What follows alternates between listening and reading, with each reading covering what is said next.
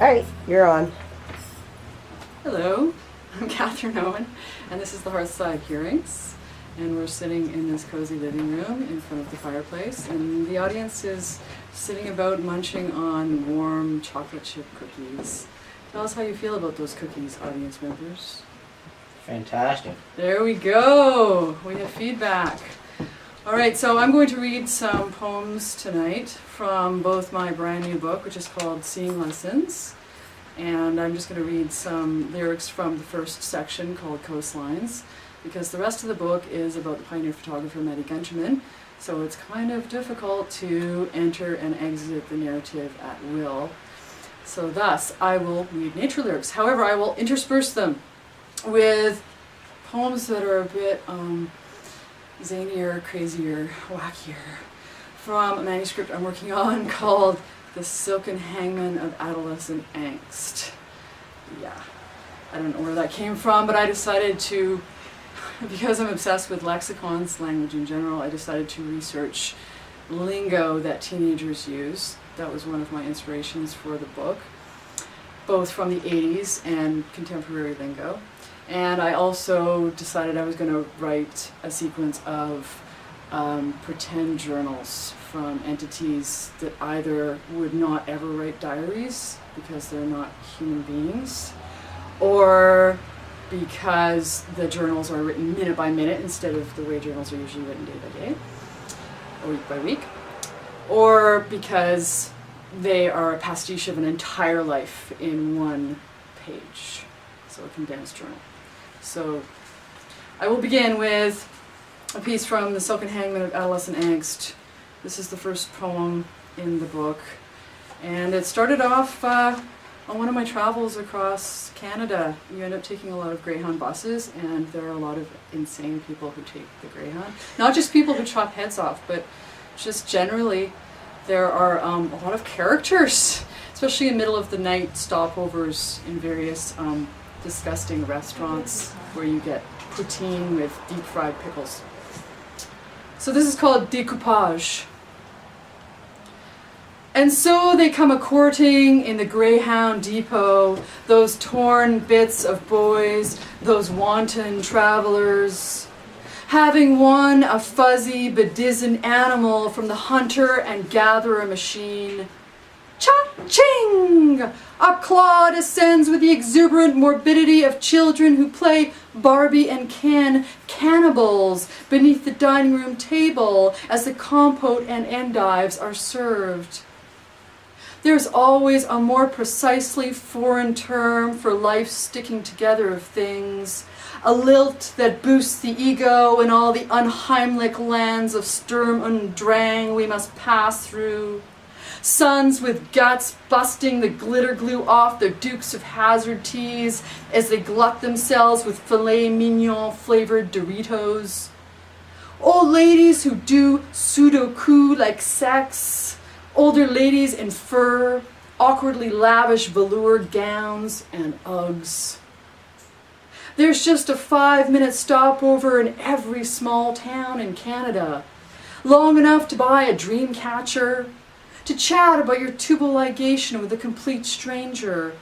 Almost a de rigueur pas à deux à la 5 a.m. Valentine's Day, the edges pasted down so finely I can barely see where the piazza meets Dali's persistence of memory, where the Tower of Pisa leans into Blake's sick rose. Only a hand reaching out mutely to gift me with a panda, and the oldest lady of all yelling out, "Really, at this point, I'd rather walk."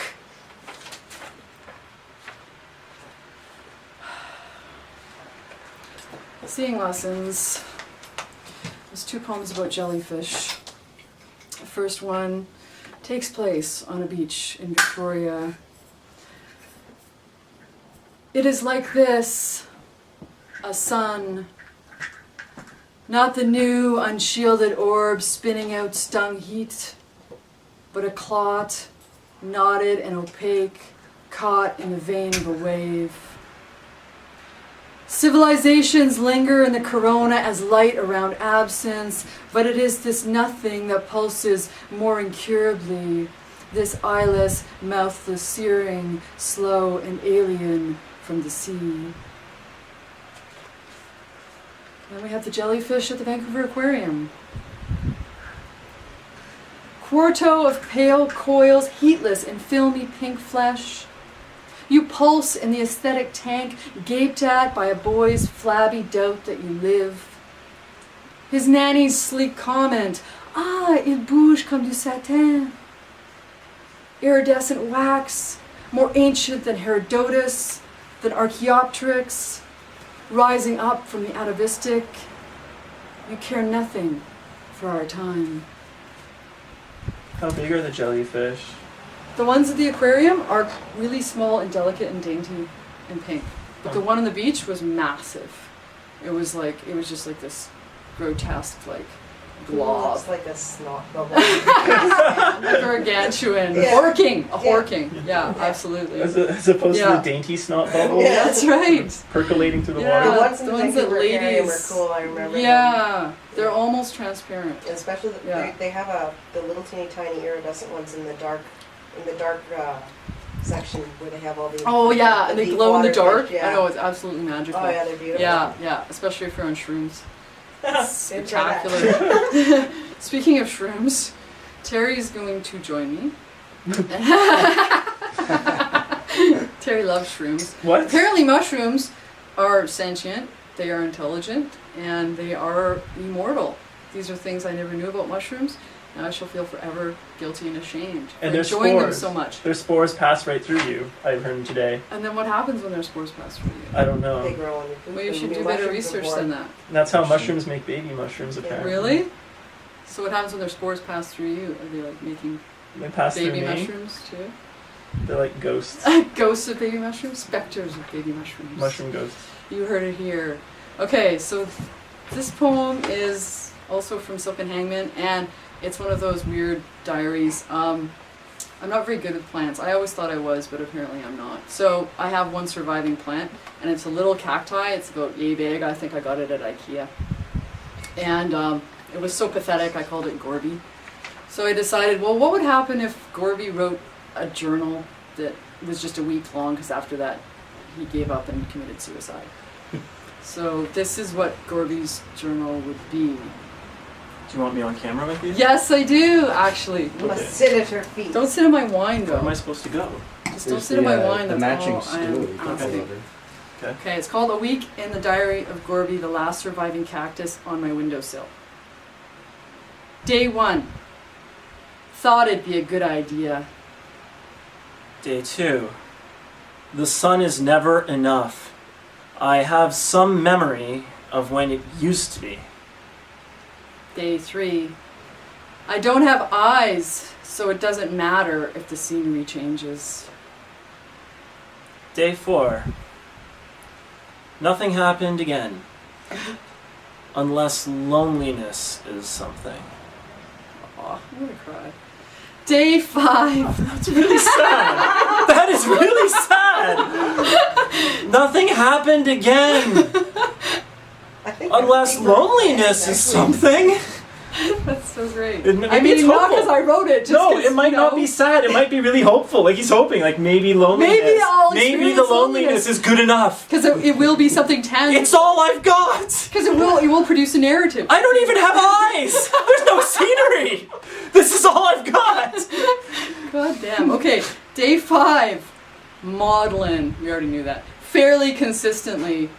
Sometimes I dream of fandangos. Day 6.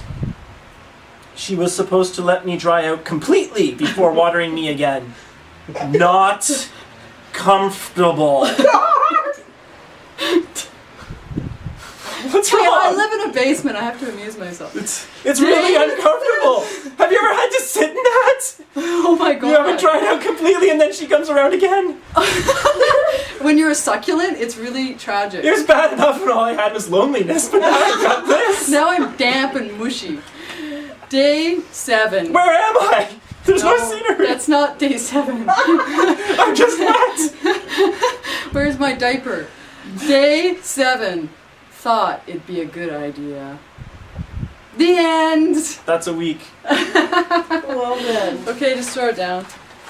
I All right, don't you've think I served can your keep purpose. cactus in the house anymore. No, no. They have this terrible nostalgia problem, and basically they need to be psychoanalyzed. They're So, worse than cats. cacti psychoanalyzed.